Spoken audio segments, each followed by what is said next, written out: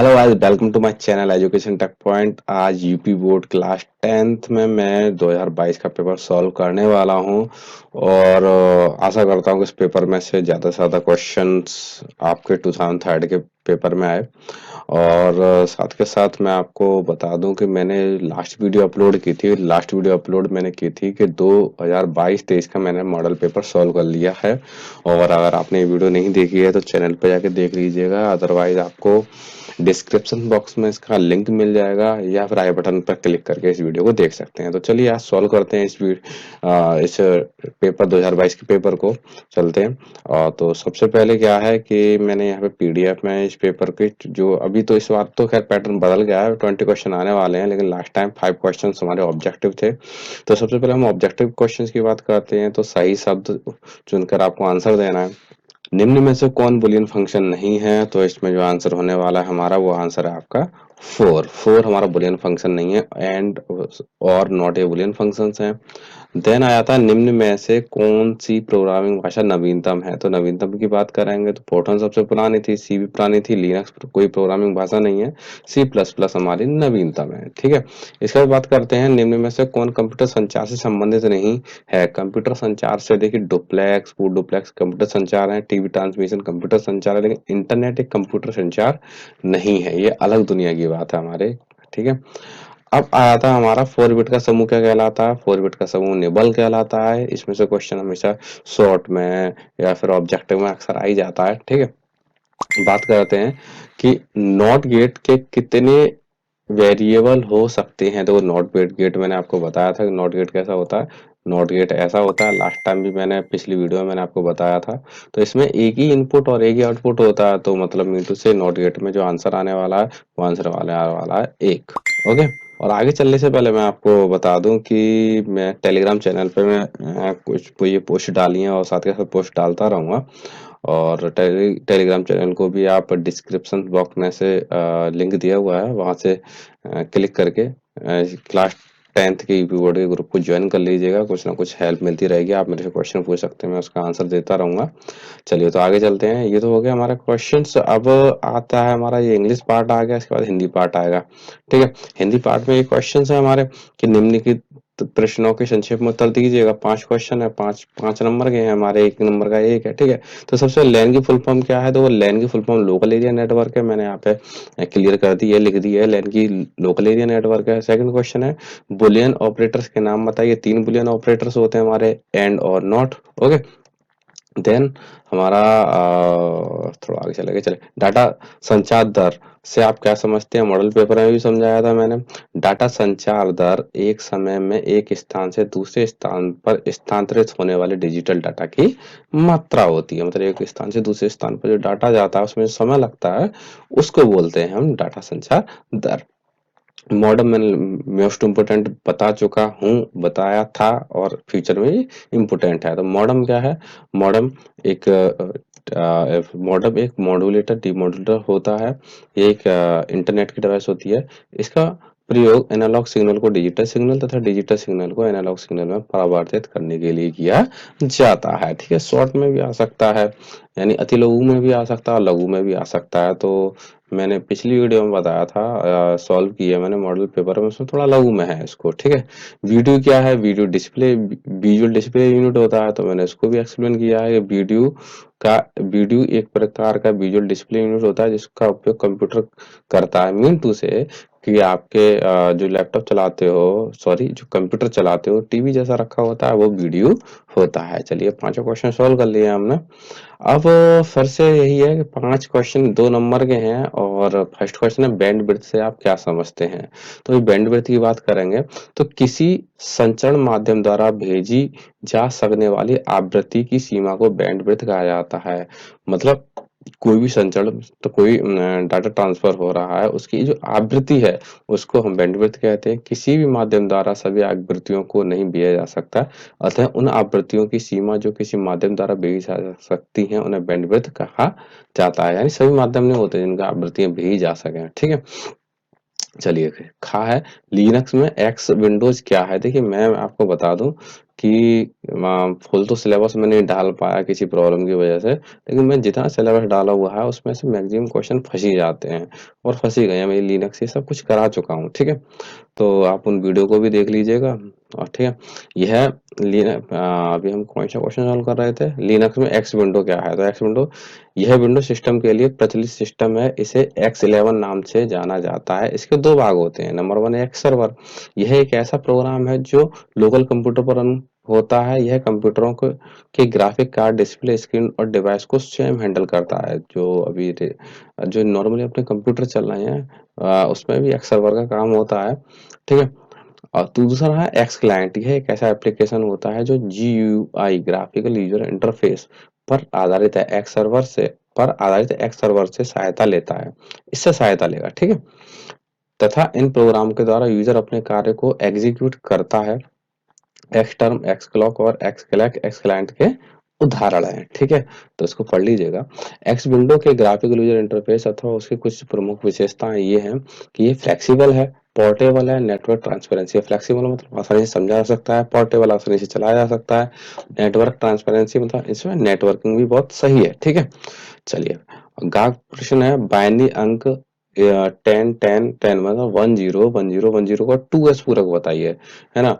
तो पहले 1s निकालेंगे, फिर 2s निकालेंगे। तो बाइनरी अंक का 2s निकालना, तो सबसे पहले मैंने नंबर दिए हैं तो इसको पहले 8 बिट में बनाएंगे, ठीक है। आप क्या करेंगे, 8 बिट में बनाएंगे। अभी क्या है कि ये हमारा 6 बिट का है, हमें बनाना है 8 बिट का। तो 8 बिट बनाने के लिए हम क्या करते हैं कि एंड में हम 2 जीरो बढ़ा लेते हैं, ठीक है। फिर उसके बाद हमें इसका 1s बनाना है। 1s में क्या करते हैं, 1s में हम इसका अपोजिट कर देते हैं। जो हमारा नंबर दिया हुआ है उसका उसका अपोजिट कर देंगे। मतलब क्या है, जीरो का 1, 1 का 0, 0 का 1, 1 का 0, 0 का 1, 1 का 0 और 0 का 1 और 0 का 1। इसी के साथ क्या होता है, इसी के साथ अब 2s बनाना है तो इसमें +1 कर दिया जाता है, ठीक है। 1s में +1 कर दिया जाएंगे। 2s कैसे बन जाएगा, अब जैसे इसे +1 करेंगे तो 1 1 0 होता है, तो कैरी क्या हो गया, 1 हो गया, ठीक है। 1 और 0 1 होता है। अब जैसी डिजिट, अब तो जितना पोर्शन सॉल्व करना था उतना पोर्शन सॉल्व हो गया यहाँ पर। अब तो कुछ कैरी होना नहीं है, जैसा है जैसा ऊपर डिजिट है सबको यूं ही नीचे उतार देंगे। जैसे आप उतार देंगे तो आपका ये 2s मिल जाएगा इसका आंसर। ओके, होप सो कि आपको समझ में आ गया होगा, नहीं तो मैंने वीडियो भी बनाई, इसको वीडियो देख लीजिएगा, ठीक है, सारा क्लियर हो जाएगा। अब नेक्स्ट क्वेश्चन है, कैट आदेश का उद्देश्य बताइए। लिनक्स में कैट कमांड होती है, उसका उद्देश्य बताइए, ठीक है। तो ये भी मैंने कराया है वीडियो में। इस कमांड का प्रयोग आमतौर पर एक या एक से अधिक टेक्स्ट फाइलों के कंटेंट को प्रदर्शित करने के लिए किया जाता है। मतलब मैंने कोई फाइल बनाई, उसके अंदर जो भी कुछ लिखा हुआ है वो देखने के लिए कैट कमांड का प्रयोग किया जाता है। या एक फाइल के कंटेंट को किसी अन्य फाइल के अंत में जोड़ कर नई फाइल बनाने में किया जाता है। मान लीजिए मैंने 2 फाइल बनाई है ए और बी के नाम से। ए में जो डाटा रखा है वो बी में जोड़ना चाहता हूँ, तो कैट कमांड का यूज कर सकता हूँ। और कैट का प्रारूप ये होता है कि हम कैट लिखेंगे और हम कोई ऑप्शंस दे देंगे। कैट कमांड में भी ऑप्शंस होते हैं, ठीक है। और उसका फाइल का नाम दे देंगे, ठीक है। इस कमांड के द्वारा फाइल के अवयवों को स्क्रीन पर देखा जा सकता है, ठीक है। तो कैसे, क्या करेंगे, कैट करेंगे, फाइल का नाम देकर उसका एक्सटेंशन दे देंगे। तो क्या होगा, जैसे एक्सटेंशन नोटपैड की फाइल का एक्सटेंशन .txt होता है, एक्सटेंशन दे देंगे तो क्या करेंगे, स्क्रीन पर हम उसे देख सकते हैं। अब ये जो नीचे कमांड आ रही है इसके द्वारा क्या कर सकते हैं, 2 या 2 से अधिक फाइलों के अवयवों को स्क्रीन पर देख सकते हैं। मतलब पहले क्या करेंगे, कैट लिखेंगे, पहली फाइल का नाम एक्सटेंशन, वहीं कहीं दूसरी फाइल का नाम एक्सटेंशन डाल देंगे तो क्या होगा, दोनों फाइलों का जो भी कंटेंट होगा वो स्क्रीन पर देखने मिल जाएगा। नेक्स्ट दिया है, इस कमांड के द्वारा एक फाइल से दूसरी फाइल बना सकते हैं। मीन टू से, एक कैट कमांड देंगे, पहली फाइल का एक्सटेंशन दे देंगे और ये हमें ये मार्क लगाना पड़ेगा, इस बात को मत भूलिएगा, ये मार्क लगाना पड़ेगा। और उसके बाद हम क्या है, एक्सटेंशन दूसरा एक्सटेंशन सॉरी दूसरी फाइल दे देंगे विद एक्सटेंशन, तो दूसरी फाइल बन जाएगी, कमांड हो जाएगा। मीन टू से मर्ज कहते हैं उसको हम, ठीक है। नेंड और नॉर गेट का ट्रुथ टेबल बताइए। देखिए इसने अभी ट्रुथ पूछ लिया है और इसे मॉडल पेपर में पूरी डिटेल में पूछा था, इसकी थ्योरी भी पूछी थी। ट्रुथ टेबल के साथ साथ ये कैसे एक्सप्लेन होते हैं, तो पिछली मॉडल पेपर देख लीजिएगा, क्लियर हो जाएगा, ठीक है। तो नैंड गेट की सत्य सारणी की बात करें तो नैंड गेट में जो ऑपरेशन होता है वो मल्टीप्लिकेशन का होता है, ठीक है। तो यहाँ पर हम गेट भी मैं पढ़ा चुका हूँ अपनी वीडियो में, एक बार देख लीजिएगा। तो यहाँ पे मैंने 0 0 1 1 ले लिया, यहाँ पे 0 1 0 1 0 1 ले लिया, ठीक है। अब इसका मल्टीप्लिकेशन करेंगे तो मल्टीप्लिकेशन क्या करेंगे, तो जीरो का आपको मल्टीप्लिकेशन जीरो मीन से आप भी जानते हैं जीरो का मल्टीप्लिकेशन किसी में करेंगे तो उसका आंसर जीरो ही आएगा। अब वहाँ वन का मल्टीप्लिकेशन मल्टीप्लिकेशन वन में हो रहा है तो ही वन आएगा, अदरवाइज जीरो आएगा। लेकिन ये नेंड है, एंड से मिलकर बना हुआ है नेंड, ठीक है। एंड से मिल मतलब एंड और नेंड मतलब एंड और नेंड से मिलकर ये गेट बना हुआ है। तो एंड का मतलब यहाँ पे है नॉट, मतलब अभी हमने आंसर निकाला केवल केवल एंड का। अब इसका नॉट का क्या होता है, अपोजिट कर देते हैं। तो अपोजिट क्या, जीरो का वन कर दिया, फिर जीरो का वन कर दिया, जीरो का वन कर दिया, वन का जीरो कर दिया। उसी तरह क्या होता है हमारा, अब नॉर गेट की बात करते हैं। तो नॉर गेट किससे बना का, किससे मिलकर बना हुआ, और गेट। तो और गेट किसी जो हमारा ऑपरेशन होता है प्लस का होता है, सिंपल सी बात है इसमें, ठीक है। तो ये डिजिट तो आपको पता ही है कि अब जीरो जीरो को जोड़ेंगे जीरो ही आएगा, जीरो वन को जोड़ेंगे वन, वन को जीरो जोड़ेंगे तो वन। अब वन को वन जोड़ेंगे तो आप कह देंगे दो हो जाएगा, नहीं हुई, बाइनरी में दो नहीं होता है, बाइनरी में एक ही होता है, कैरी हो जाता है, ये कैरी ले जाता है, मतलब वो कहते हैं ना हासिल लेना अपनी हिंदी लैंग्वेज में, तो वो चला जाता है इसको, ठीक है। तो यहाँ पर अब ये आ गया, अब इसका एन बनाना, नॉट बनाना ना, तो इसका क्या कर देंगे, अपोजिट कर देंगे, जीरो का वन, वन का जीरो, वन का जीरो, तो ये आपका आंसर आ चुका है, ठीक है। चलिए नेक्स्ट देखते हैं, ये हमने सॉल्व कर लिए, ठीक है। 10 नंबर आपके क्लियर हो चुके हैं यहाँ पे। इंग्लिश पार्ट आ गया, हिंदी में आ जाते हैं फिर तो हमारे दो दो नंबर के 5 हैं और उनको सॉल्व कर लेंगे। नंबर 1 एडिशन दिया है कि एडिशन कैसे करेंगे, तो मैंने यहाँ पे एडिशन करके दिखाया है आपको।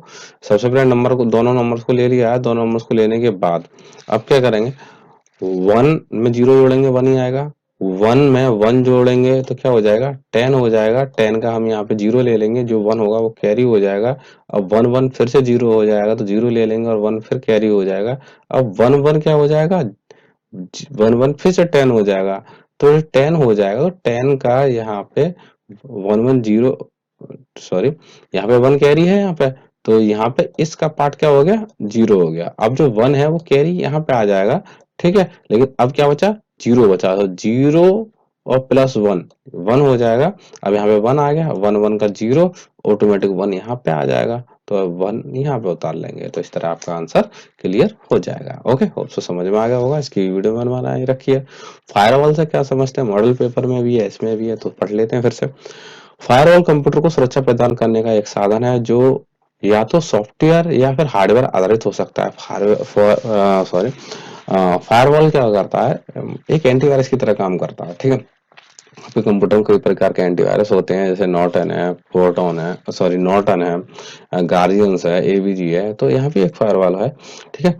इसका प्राथमिक उपयोग इनकमिंग तथा आउटगोइंग नेटवर्क ट्रैफिक को डाटा पैकेट विश्लेषण द्वारा नियंत्रित करता है। मतलब जो भी डाटा, जो भी इनकमिंग डाटा आ रहा है, जा रहा है, उसको एनालिसिस करता है, नियंत्रित करता है उसमें, ठीक है।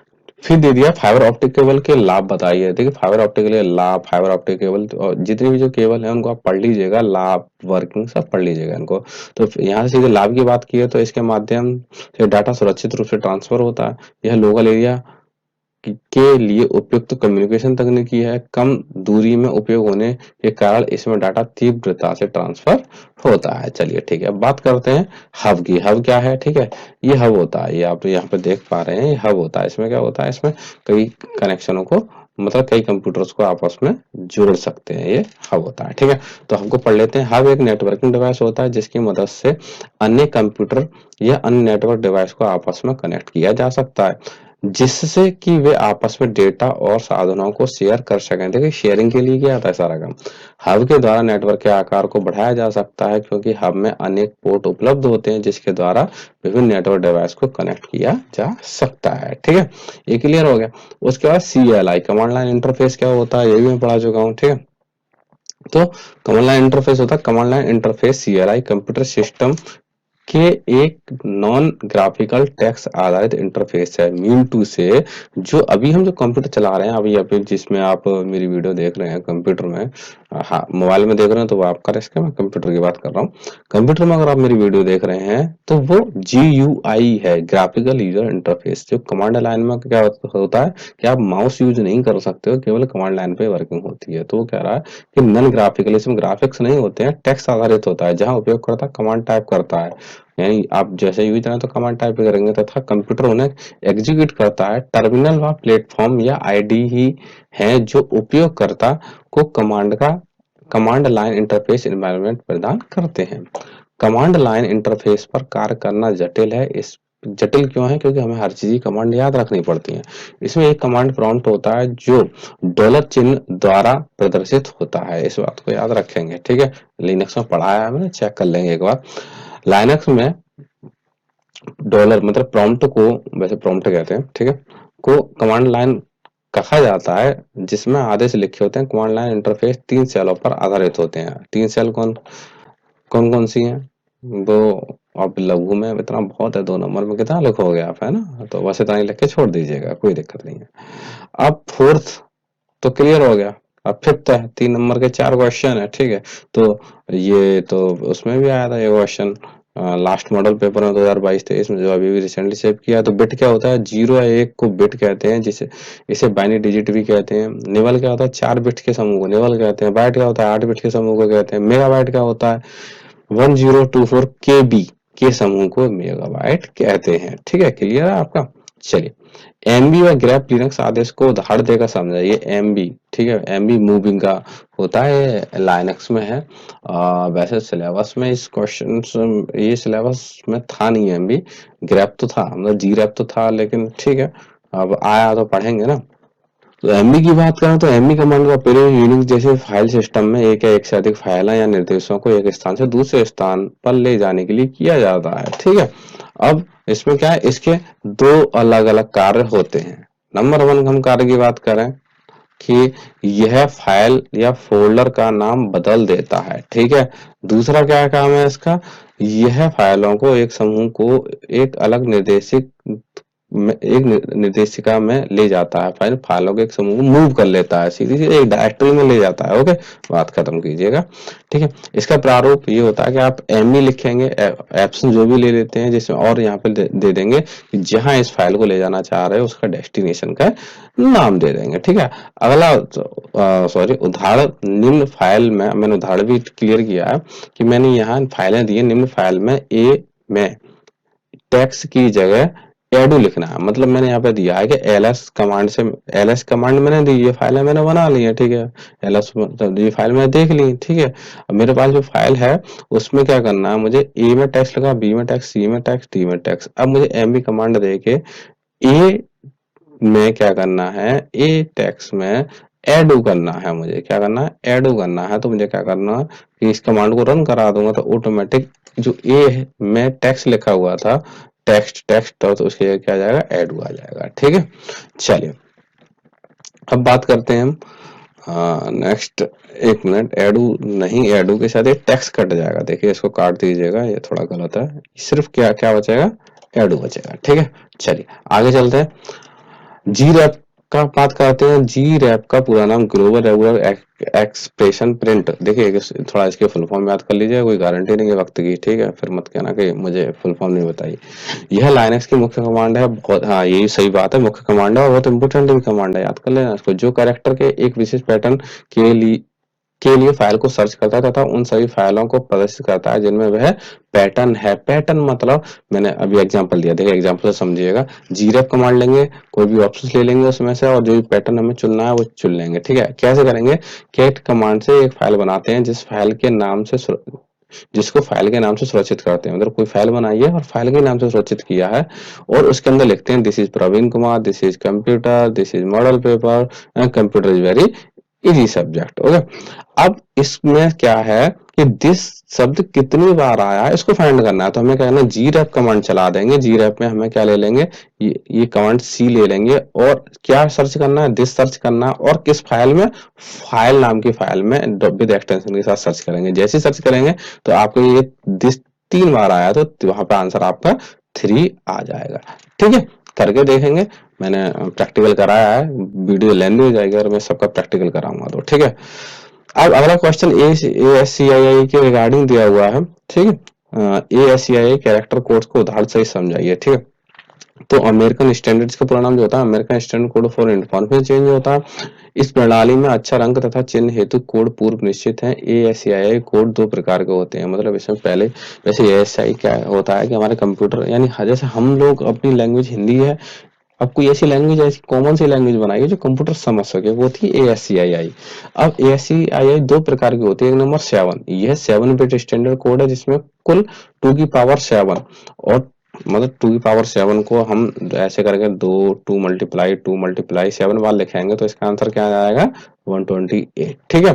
और इसमें जो वर्ड आते हैं 1 से 27 कैरेक्टर के रूप में निरूपित किया जाता है। और ये जो 8 है इसकी बात करेंगे तो यह एक 8 बिट स्टैंडर्ड कोड है जिसमें कुल 2 की पावर 8 और जिसको हम 2 मल्टीप्लाई 8 टाइम करेंगे तो यहाँ पर 2 की पावर आंसर आएगा 256। और इसमें जो कैरेक्टर मतलब 0 से लेकर 255 होते हैं। ठीक है। अभी क्या है, मैंने एक एग्जांपल भी दिया है क्योंकि इसने ये भी कहा था कि उदाहरण से समझाइए, तो उदाहरण तो मैं दूंगा ना। जैसे इंडिया शब्द का ASCII में कन्वर्ट करना है तो मैं देखिए मैंने वीडियो दिखाई है, वीडियो आपको बताई है, तो इस वीडियो में याद करना पड़ेगा कि आई पे ये A to Z पे जो मतलब आई पे कौन सा वर्ड आता है। ठीक है। अब एक बार वीडियो देख लीजिएगा, थोड़ा थोड़ा बहुत तो लर्न करना पड़ेगा, देखिए बिना लर्न किए हुए काम नहीं चलेगा। आई पे आता है 73। अब 73 का बाइनरी निकालेंगे, बाइनरी 8 बिट में निकालेंगे। आपको जो बाइनरी निकला था वो ये निकला था, लेकिन हमें क्या करना 8 बिट में निकालना है, तो हम 0 बढ़ा देंगे। एन का 78 होता है, डी का 68, आई का फिर से 73 और ए का 65। मतलब ए जो शुरू होता है वो 65 से शुरू होता है। तो ऐसे करते जाएंगे ABCD 65 66 67 तो आता जाएगा। तो ऐसे करके आप इसका ASCII कोड निकाल देंगे। ठीक है। ये सबको बाइनरी में कन्वर्ट किया है मैंने। टू का बाइनरी में कन्वर्ट करना आपको शायद तो पता होगा। 73 को 2 से डिवाइड करते चले जाएंगे और यहाँ पे 2 3 जा 6, 2 6 जा 12। यहाँ पे क्या बचा, यहाँ पे एक बार बेसिक करके दिखा दे रहा हूँ रफली। यहाँ पे 1 बचा। ठीक है। अब इसको फिर से डिवाइड करेंगे। 2 1 जा 2, 2 8 जा 16, तो यहाँ पे कुछ नहीं बचा। फिर से हम इसको करेंगे, इसको थोड़ा बढ़ा लेते हैं। ठीक है। और 2 9 जा 18, क्या बचा, कुछ नहीं बचा। और 2 4 जा 8, 1 बचा यहाँ पे। और 2 2 जा 4 और यहाँ 0 बचा। और 2 1 जा 2 और यहाँ क्या बचा, 0 बचा। अब इसको इस सीरीज में लिख देंगे तो देखिए इसका आंसर क्या आएगा, 1 0 मैच करते रहिएगा ऊपर यहाँ से। इसका आएगा 1 0 0 1 0 0 1। ठीक है। लिख देंगे, आपका आंसर आ गया। बस इतना है, सरल सी बात है यार, करके देखिएगा, कोई इशू नहीं है। ठीक है। आज की कोड खत्म कर लिया आपने। अब आया था प्रश्न 6। 6 में क्या है, सेम टू सेम 4 क्वेश्चन दिए हैं, सॉरी 3 क्वेश्चन दिए, 4 नंबर के दिए। ओके, तो चलिए इसको भी निपटा लेते हैं। तो पहला क्वेश्चन क्या है, सी भाषा की जनप्रियता के कारण बताइए। देखिए अब सी भाषा आगे थोड़ा मेहनत करनी पड़ेगी और सॉरी टू से मैं माफी मांगना चाहूंगा कि आप लोग सी की वीडियो की डिमांड कर रहे हो और मैं डाल दूंगा, अब तक नहीं डाल पाया, उसके लिए माफी मांग रहा हूँ। ठीक है। चलिए, तो सी भाषा की जनप्रियता बताइए। देखिए सी भाषा की जनप्रियता तो है ना, सी भाषा बहुत अच्छी भाषा है, इसी के बेस पे तो सारी भाषा बनी है। तो सी भाषा एक प्रमुख मध्य स्तरीय प्रोग्रामिंग भाषा है जिसमें निम्न स्तरीय तथा उच्च स्तरीय मतलब लो लेवल लैंग्वेज और हाई लेवल लैंग्वेज भाषाओं के गुण सम्मिलित हैं। इसका विकास अमेरिका बेल टेलीफोन लेबोरेटरी नामक कंपनी में डेनिस ऋषि द्वारा सन 1972 में किया गया था। सन 1978 तक यह भाषा बेल लेबोरेटरी में ही प्रयोग की जाती रही, जब तक कि क्या, ब्रायन कानिंगन तथा डेनिस ऋचि ने अपनी पुस्तक द सी प्रोग्रामिंग लैंग्वेज में इसका विस्तृत विवरण प्रकाशित नहीं कर दिया। मतलब इन्होंने बुक ही बनाई थी भाई। इसके बाद ये बहुत तीव्र गति से विस्तार हुआ, आज ये सबसे अधिक प्रयोग में की जाने वाली प्रोग्रामिंग भाषा बन गई है। आज तो खैर पाइथन वाथन आ गया, लेकिन सही बताएं पढ़ने के लिए तो सी ही है। अगर सी अगर आपने पढ़ ली तो बाकी तो सब तो पार लगा दोगे। चलिए, सी प्रोग्रामिंग भाषा को उपयोग करने का एक अन्य कारण यह भी है कि यह ऑपरेटिंग सिस्टम के बहुत करीब होती है। इसका यह गुण इसे एक कुशल भाषा बनाता है क्योंकि सिस्टम लेवल रिसोर्सिंग जैसे मेमोरी को आसानी से एक्सेस किया जाता है। मतलब सी भाषा मेमोरी में आसानी से एक्सेस हो जाती है। देखिए 4 नंबर का थोड़ा बड़ा तो लिखेंगे ही ना, तो और भी लिखिए। चलिए, सिस्टम लेवल प्रोग्राम के लिए सी भाषा यहाँ पे लिखा है, सी भाषा। ठीक है। सी भाषा एक अच्छा विकल्प है, सी। ठीक है। ये सी लिखा हुआ है, आपको ये थोड़ा हिंदी इंग्लिश लिखने में दिक्कत हो जाती है। ठीक है। ऐसे करके सी लिखा हुआ है। ठीक है। सी भाषा एक विकल्प है फिर भी यह सभी स्थितियों तथा सभी प्रोग्रामर्स के लिए उत्तम नहीं है। कहा विकल्प है, अच्छा नहीं है। सी पॉइंटर प्रोग्रामिंग त्रुटियों तथा भ्रम का आम सोर्स है। सी प्रोग्रामिंग भाषा सीमित नहीं है। इसका उपयोग ऑपरेटिंग सिस्टम, भाषा कंपाइलर, नेटवर्क ड्राइवर्स, भाषा इंटरप्रेटर तथा सिस्टम यूटिलिटी के विकास के क्षेत्र में विस्तार पूर्वक होता है। देखिए, अब सी आया, सी के बाद सी प्लस प्लस आया, क्यों आया? क्योंकि कुछ ना कुछ कमियां रही होंगी, तो ये इसने अच्छाई भी बता दी, बुराई भी बता दी। क्या तुम तो अच्छा ही पढ़ो, और लेकिन भाई 4 नंबर में लिखना तो थोड़ा तो लिखोगी ना, तो लिख के चले आना भाई। सी भाषा के कैरेक्टर सेट बताइए। जैसे हमारी भाषा में कैरेक्टर सेट होते हैं ना, ABCD, ऐसे इसमें भी कैरेक्टर सेट होते हैं। तो चलिए पढ़ते हैं। अक्षरों के समूह को कैरेक्टर सेट है, चिन्ह समूह कहते हैं। सी भाषा में विभिन्न कैरेक्टर सेट हैं जो निम्न प्रकार हैं। Number 1, letter. सी भाषा को लिखने के लिए English alphabet A to Z और A to Z का प्रयोग किया जाता है। सी लैंग्वेज केस सेंसिटिव भाषा है। केस सेंसिटिव का भाषा है, सॉरी, केस सेंसिटिव क्या मतलब है इसका? इसका ये मतलब है कि जो कैपिटल ए है वो कैपिटल ए का अलग मतलब है और स्मॉल ए का अलग मतलब है। ठीक है, यही वो लेटर्स होते हैं जिनको जोड़ने से कीवर्ड्स बनता है, स्ट्रिंग बनता है और आइडेंटिफायर्स बनते हैं। डिजिट क्या होता है? सी लैंग्वेज में संख्याओं का समूह। दो डिजिट तो आप मैथ में भी जानते हो, इसमें भी जान लो। इसमें 10 संख्या होती है, वो होती है 0 से लेकर 9 तक। ठीक है, जिनका प्रयोग समूह बनाकर भी किया जाता है। अब स्पेशल कैरेक्टर। सी लैंग्वेज में बहुत सारे स्पेशल कैरेक्टर होते हैं जिनका प्रयोग प्रोग्राम कुछ विशेष स्थानों पर किया था। सी प्रोग्रामिंग में यूज होने वाले स्पेशल कैरेक्टर ये हैं, जैसे हमारा एक्सक्लेमेशन मार्क है, full stop, comma, colon, semicolon, फलाने टिप के कई सारे हैं। ठीक है, आप पढ़ लीजिएगा इसको। ठीक है, वीडियो लेंथी हो जाएगी अगर एक एक चीज को क्लियर करूंगा। VI टेक्स्ट एडिटर को समझाइए। VI टेक्स्ट एडिटर में पिछली वीडियो में समझा चुका हूँ, फिर से समझ लीजिएगा। VI का संक्षिप्त रूप विजुअल एडिटर है। ऑपरेटिंग सिस्टम को ऑपरेट करने के लिए एडिटर का आवश्यकता होती है। कौन सा ऑपरेटिंग सिस्टम की बात कर रहे हैं? VI कर रहे हैं हम उबंटू लिनक्स की। टेक्स्ट एडिटर का प्रयोग किसी फाइल को बनाने, इसमें क्या होता है, फाइल को बनाया जा सकता है, एडिट किया जा सकता है। लाइनक्स में भी फाइल को बनाने, उसमें एडिट करने के लिए VI एडिटर का प्रयोग किया जाता है। यह एक टर्मिनल आधारित टेक्स्ट एडिटर है जिसमें उपयोगकर्ता को सीखने की आवश्यकता होती है। देखो, बिना सीखे तो कुछ नहीं होता, सीखना तो पड़ेगा ही। ठीक है, VI टेक्स्ट एडिटर के मोड की बात करें तो ये 2 प्रकार के मोड होते हैं, 3 प्रकार के मोड होते हैं, सॉरी। इसमें 3 प्रकार के मोड होते हैं: command mode, insert mode, input mode और अंतिम लाइन मोड या फिर एस्केप मोड। ठीक है, तो 4 नंबर में और कितना लिखोगे? वो होता है ना इतना। वैसे तो इसको भी एक्सप्लेन करोगे, 3 मोड है, लेकिन 4 नंबर में इतना ही कर लो भाई। वीडियो में सारा मैंने इनको भी एक्सप्लेन किया है, तीनों मोड को, आप एक बार चेक कर लीजिएगा। ठीक है, हाँ, आप अंत तक पहुंच रहे हैं। चलिए बात करते हैं 1 से 51 तक की संख्याओं का योगफल निकालें। वाह क्या बात है, आ गया 151 संख्या का योगफल। देखिए, सिंपल सा मैं आपको प्रोग्राम मैंने यहाँ पे दे दिया है, पूरा ये प्रोग्राम है। सबसे पहले क्या करेंगे, इंक्लूड लिखेंगे। इंक्लूड हमारी हेडर फाइल होती है, इंट मेन लिखेंगे। और इंट मेन लिखने के बाद हमें क्या करना है कि हमें 2 वेरिएबल लेने हैं। हमारे वेरिएबल कौन कौन से? हमने नंबर ले लिया, दूसरा सम ले लिया। सम में पहले हमने 0 इनिशियलाइज कर दिया है, क्योंकि जैसे हमारे कोई नंबर, जब हमें ऐसी कोई नंबर्स निकालने होते हैं तो हमें फोर लूप का यूज करना पड़ता है। तो हमें फोर लूप स्टार्ट करना है, वैसे आपने पढ़ा होगा 0 से, लेकिन यहाँ फोर लूप हमें 1 से स्टार्ट करना है। और कब तक चलाना है फोर लूप? फोर लूप हमें चलाना है जब तक 51 मतलब 51 तक वैल्यू ना जुड़ जाए।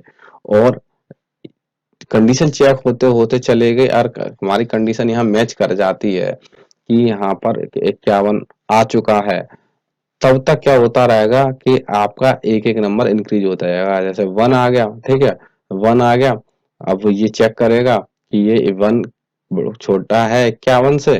ठीक है, तो बोले ठीक है, छोटा है, तो ये क्या कर देगा, इसको प्रिंट कर देगा। फिर 2 आएगा, 2 छोटा है 51 से, मतलब 2 छोटा है 51 से, बोले ठीक छोटा है, फिर से क्या करेगा, इसको +2 कर देगा। ऐसे करते करते मतलब ये हमारा इंक्रीमेंट होता है, नंबर प्लस प्लस ऑपरेटर। ठीक है, इंक्रीमेंट होता है। अब जैसे ही क्या हो जाएगा, 51 less less than equal to 51, या तो 51 छोटा है 51 से या बराबर है, तो बराबर है ना, तो यहां तक आके गाड़ी चलेगी और सारे टोटल हो जाएंगे।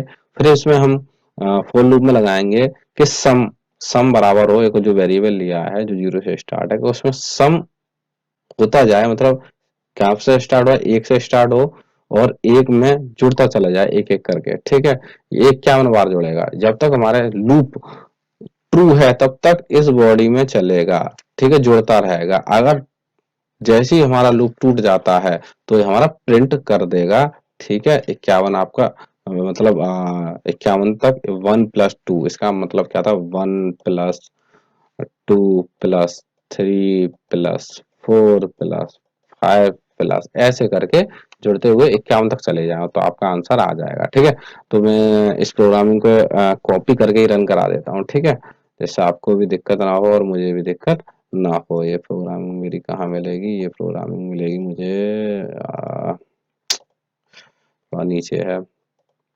चलिए इसको कॉपी करके रन करा देता हूँ, ठीक है।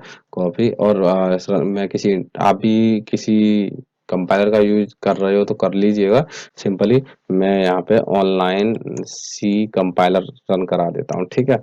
तो यहाँ पे ऑनलाइन सी कंपाइलर पे जाता हूँ मैं, और यहाँ पे इस कोड को हटाकर मैं क्या कर देता हूँ, अपना कोड रन करा देता हूँ। पेस्ट कर दिया, रन करा दिया, तो यहाँ पे आप देख सकते हो कि मैंने पैसी मास पास कराया था। The sum of 1 to 11 number is 1326। देखिए यहाँ पे परसेंटेज डी, जिसको मॉडुलस डी बोलते हैं हम, ठीक है। मॉडुलस डी क्या होता है कि जितनी वैल्यूओं को प्रिंट कराना होता है, हमें एक वैल्यू प्रिंट करानी है तो इसलिए 1% डी लगता है, ठीक है। और कोशिश करूंगा कि आपको जल्दी से जल्दी समझा दूं, ठीक है। तो चलिए आगे चलते हैं। अब इसका फ्लो चार्ट बनाना है। देखिए फ्लो चार्ट क्या होता है, इन सबको हमें एक पिक्चरल फॉर्म में समझाना है। तो पिक्चर फ्लो चार्ट क्या होता है, फ्लो चार्ट में हम इसको वन बाय वन समझाते हैं। जैसे इसको स्टार्ट किया, स्टार्ट में क्या हुआ, पहले हमने नंबर एक लिया था, ठीक है, नंबर एक लिया था, सम बराबर 0 लिया था हमने, जो दो वेरिएबल लिए थे ना आप स्टार्टिंग में इंटू लगा के, फिर उसके बाद हमने यहाँ पे सम बराबर सम प्लस नम कर दिया, यानी कंडीशन देके। अब कंडीशन आ जाती है हमारी यहाँ पर, ठीक है। कंडीशन यहाँ पे आती है कि अगर ये नंबर हमारा 51 है, 51 से छोटा है तो क्या होगा, अगर मतलब छोटा है तो है, छोटे नहीं, कंडीशन में क्या हो जाएगा कि ये लूप बराबर यहीं तक चलता रहेगा बार बार, ठीक है। ये जुड़ेगा फिर चलेगा, जुड़ेगा। जैसे ही वो कह देगा कि भैया अब लूप टूट गया तो क्या होगा, प्रिंट हो जाएंगे, प्रिंट होके एंड में ये स्टॉप हो जाएगा, ठीक है। ये आपका फ्लो चार्ट बन गया, बधाई हो, आपने कर दिखाया है। तो योगफल निकालें, और ये क्वेश्चन भी, योगफल निकालने के बाद निम्न का एक फ्लो चार्ट बनाएं, ठीक है। इसके लिए सी भाषा में प्रोग्राम लिखें। ये पूरा क्वेश्चन है भाई, ठीक है, 8 नंबर का मजेदार क्वेश्चन। वाइल और फॉर लूप की बात करें तो यहाँ पे वाइल और फॉर लूप की भी बात कर लेते हैं कि वाइल लूप क्या होता है। कोई खास अंतर नहीं होता है, बस क्या होता है, स्टेटमेंट इन और आउट लिखी जाती है, ठीक है। तो मैं वाइल लूप पे चलूं, तो okay, while loop, while loop, while loop कहाँ गया मेरा, यहाँ से, यहाँ से, यहाँ से, चलिए अब बात करते हैं। तो वाइल लूप एक ऐसा लूप होता है जो किसी कोड या कंडीशन के फॉल्स होने तक दोहराता है। जब तक कंडीशन फॉल्स नहीं हो जाती तब तक वाइल लूप चलता रहता है। जैसे कि मैंने एक क्वेश्चन अभी अभी सॉल्व कराया था कि 51 से 51 तक जुड़ते रहें और जैसे कंडीशन फॉल्स हो गई तो लूप टूट गया। वाइल लूप की कंडीशन हमें ऐसी देनी चाहिए जो तब तक फॉल्स ना हो। मतलब भाई एक कंडीशन ऐसा नहीं कि फाल्स तुम दे ही नहीं रहे हो, ट्रू ट्रू दे रखी है, तो ऐसे क्या होगा, लूप टूटेगा ही नहीं। तो दिक्कत आएगी जब तक हमें लूप को चलाना है। चलिए, अगर हम व्हाइल लूप में हमेशा ट्रू रहने वाली कंडीशन डाल देते हैं तो हमारा लूप कभी नहीं रुकता है। इसे इनफाइनाइट लूप भी कहते हैं। कभी कभी हमें लूप को इनफाइनाइट टाइम तक चलाने की जरूरत होती है। ऐसी सिचुएशन में हम व्हाइल लूप की कंडीशन हमेशा के लिए ट्रू रखते हैं। तो हमने यहाँ पे कोडिंग मैंने किया आपके लिए, ठीक है। तो यहाँ कोडिंग क्या है, मैंने 1 से लेकर 5 तक के नंबर को जोड़ा है, ठीक। तो यहाँ पर मैं आपको इसकी कोडिंग कॉपी कर लेता हूँ। यहाँ मैं सी आई प्लस प्लस इंक्रीमेंट ऑपरेटर आगे लगा देता हूँ। फिर आप कहेंगे कि सर प्रॉब्लम आ रही है, इंक्रीमेंट ऑपरेटर आपने आगे पीछे जोड़ लिया, ठीक है। कंपाइलर में जाता हूँ, कंपाइलर में पेस्ट कर देता हूँ। देखिए मैंने व्हाइल लूप लगाया है, तो व्हाइल लूप में देखिए ये तो हेडर फाइल हो गई, इंट मेन हो गया। हमने मैंने क्वेश्चन क्या है मेरा कि 1 से लेके 5 तक के नंबर प्रिंट होने हैं, और मैंने क्या किया कि इंट, मैंने पहले आई में क्या किया, एक वेरिएबल लिया जिसमें ए को स्टोर कर दिया, 1 को स्टोर कर दिया। अब व्हाइल कब तक चले, व्हाइल चले हमारा जब तक, मतलब सॉरी, व्हाइल मतलब ये आई 1 से लेकर 5 कब तक चले, जब तक कंडीशन हमारी फॉल्स ना हो जाए। तो जब तक 5, ये जब तक 5 बराबर ना हो तब तक ये चलता रहेगा, ठीक है। फिर प्रिंट करा लेना है हमने। प्रिंट कराया, प्रिंट करा के परसेंटेज डी, और ये लाइन टूटती रहेगी, ये यहाँ लाइन टूटने के लिए होता है मॉडुलस डी, ठीक है। और आई प्रिंट कराना। और यहाँ पर क्या होता है कंडीशन, अब देखो फॉर लूप में हमने कंडीशन एक साथ लिखी थी। हमने क्या लिखा था, आई बराबर एक लिखा था हमने, वही की वही हमने कंडीशन भी लिखी थी और यहाँ हमने इंक्रीमेंट भी लिखा था, लेकिन यहाँ हमारा अलग अलग लिखा जाएगा, ठीक है। चलिए, तो कंडीशन चेक करता रहेगा, अगर कंडीशन ट्रू है, अगर कंडीशन ट्रू है मतलब तो प्रिंट करता रहेगा और एक एक करके बढ़ाता रहेगा, फॉल्स हो जाएगी तो फिर ये बढ़ाएगा नहीं। तो मैं इसको रन करा देता हूँ। रन कराने के बाद आप देख सकते हो कि यहाँ पे 1 2 3 4 5 आंसर आ जाएगा। ऐसे ही हमारा क्या करता है, ऐसे ही हमारा फोर लूप भी काम करता है, ठीक है। ये वाइल लूप हो गया, ओके, वाइल लूप का कंप्लीट है। अब बात करते हैं फोर लूप की। तो फोर लूप अभी अभी जैसे फोर लूप में मैंने आपको 1 से लेकर 51 तक जोड़ना सिखाया था, तो आप बोर्ड एग्जाम्पल भी दे सकते थे, बस आपको थ्योरी पढ़नी है। तो मैं कह रहा हूँ फोर लूप एक एंट्री कंट्रोल लूप होता है, जिसमें फोर लूप के अंदर का स्टेटमेंट एग्जीक्यूट से पहले कंडीशन चेक होता है, और यदि कंडीशन ट्रू होती है तभी फोर लूप अंदर का स्टेटमेंट एग्जीक्यूट या रन करेगा। अंदर का स्टेटमेंट मतलब जो बॉडी के अंदर चल रहा है प्रिंट वाला। सी लैंग्वेज फॉर लूप का उपयोग किसी खास स्टेटमेंट या ब्लॉक को किसी खास कंडीशन के ट्रू होने तक बार बार एग्जीक्यूट करने के लिए किया जाता है। ये खास अंतर नहीं है इसमें, ये थोड़ा एक्स्ट्रा लिख गया है, इसको हटा देना, दिमाग में मत लेना, ठीक है। खास अंतर नहीं है इसमें। देखिए, बात वही हो रही है पूरे प्रोग्राम में, बात वही है, मैंने पूरा प्रोग्राम यहाँ पे बना दिया है मैंने, बात वही है। फर्क इतना है कि यहाँ पे इंट आई लिया है, ठीक है। और अब उसके अंदर कंडीशन ले लिए कि आई 1 से स्टार्ट होगा हमारा, कम से कम तक मतलब 5 तक चलेगा और प्लस प्लस हो जाएगा। वाइल में क्या होता था, प्रिंट एफ के नीचे स्टेटमेंट आती थी, ठीक है। तो मैं इसकी भी कॉपी करके आपको चला के दिखा देता हूँ, ठीक है। कॉपी कर लेता हूँ इसको और मैं प्रोग्रामिंग रन करके दिखा देता हूँ। इसमें कंट्रोल ए कंट्रोल वी, ठीक है। और मैं इसको रन कराते हैं, रन कराएंगे 1 2 3 4 5 हो गया, ठीक है। वो आप कहेंगे सर इसमें तो ये ऐसे करके नीचे तो नहीं आ रहा है, मैं ठीक है नीचे में ले आऊंगा, तो बैक स्लैश एन लेके मैंने रन करा देता हूँ, नीचे आ जाएगा 1 2 3 4 5, ओके। चलिए, होप सो कि आपके क्लियर हो गया होगा। नेक्स्ट चलते हैं। नेक्स्ट क्वेश्चन आखिरी क्वेश्चन है और ये सबसे बड़ा क्वेश्चन है, ठीक है। एक बार पढ़ लेंगे इसको। और सी भाषा में निम्न में से किसी एक पर संक्षिप्त लिखिए। फाइल हैंडलिंग या पॉइंटर, मैंने दोनों पे संक्षिप्त लिखी है, आप एक बार पढ़ लीजिएगा और मैं पढ़ा भी दूंगा आपको, ठीक है। तो पीपीटी पे चलते हैं। बड़ा है जरा, इसको ये क्वेश्चन ज्यादा बड़ा टाइप हो गया, ठीक है। 8 नंबर में तो बड़ा लिखना पड़ेगा ना। फाइल डिस्क पर एक ऐसा स्थान, फाइल हैंडलिंग क्या होता है, फाइल डिस्क पर एक ऐसा स्थान जहाँ संबंधित डाटा का एक समूह स्टोर किया जाता है, जहाँ सारी फाइलें स्टोर किया जाता है। फाइल्स को स्थायी स्टोरेज के लिए प्रयोग किया जाता है। जब आप किसी प्रोग्राम को रन करवाते हैं या कराते हैं तो उसका आउटपुट देखने के बाद उसे बंद कर देते हैं, तो उसका आउटपुट रिमूव हो जाता है। यदि आप उस आउटपुट को स्थायी रूप से स्टोर करना चाहते हैं तो सी भाषा में फाइल हैंडलिंग की विशेषता का प्रयोग कर सकते हैं, ठीक है। फाइल बना लेते हैं कुल मिला के। सी भाषा के द्वारा आप फाइल से संबंधित निम्न कार्य कर सकते हैं। नंबर 1, मौजूदा फाइल को ओपन कर सकते हैं। मैं सी भाषा में कोई फाइल बनाई है, विंडो से सी भाषा के द्वारा, मैंने द्वारा बनाई है, तो क्या कर सकते हैं, ओपन कर सकते हैं या नई फाइल बना सकते हैं। किसी प्रोग्राम के आउटपुट को फाइल में स्टोर कर सकते हैं। फाइल के द्वारा किसी प्रोग्राम में इनपुट भी दे सकते हैं। सभी ऑपरेशन परफॉर्म होने के बाद फाइल को क्लोज भी कर सकते हैं, काम कर लिया बंद कर दिया। फाइल के प्रकार की बात करें तो फाइल मुख्यतः 2 प्रकार की होती है। Number 1 program file, number 2 data file, ठीक है। प्रोग्राम फाइल कौन सी होती है, किसी प्रोग्रामिंग भाषा में लिखे एक गए प्रोग्राम को जिन फाइलों में स्टोर किया जाता है उन्हें प्रोग्राम फाइल कहते हैं। मतलब प्रोग्राम को जहाँ स्टोर कर लिया, प्रोग्राम फाइल कह लिया हमने। प्रोग्रामों को द्वारा इनपुट और आउटपुट के लिए प्रयोग किए जाने वाले डाटा को जिन फाइलों में स्टोर किया जाता है उन्हें हम डाटा फाइल कहते हैं। मतलब ये फाइलें दोनों अलग अलग बनती हैं। इन फाइलों को कोई कई श्रेणियों में विभाजित किया जाता है, जिनमें से दो प्रकार की फाइलें मुख्य है। नंबर 1 क्रमिक डाटा फाइल। क्रमिक होता है जैसे लाइन से, जिसका क्रमिक नाम होता है सीक्वेंस, वही है। यह ऐसी फाइलें होती है जिनमें डाटा पढ़ने और लिखने की क्रियाएं उसके पहले रिकॉर्ड से प्रारंभिक करके अंतिम रिकॉर्ड तक क्रमशः की जाती हैं। मतलब उसमें जो मैटर पहले लिखा जाता है तो शुरुआत से लेकर एंड तक चलेगा। इस प्रकार की डाटा फाइलों का निर्माण करना तथा उपयोग करना बहुत सरल होता है, परंतु इसमें सबसे अधिक कठिनाई यह है कि बीच के किसी रिकॉर्ड तक नहीं पहुंच पाते, बीच में नहीं पहुंच पाते, शुरू से लेकर एंड तक ही चले चले जाते हो, चले जाते हो।